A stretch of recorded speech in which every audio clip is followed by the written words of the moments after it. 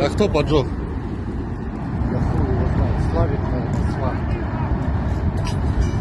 Все построили, да. Дом, ебать, 10 лет не построили.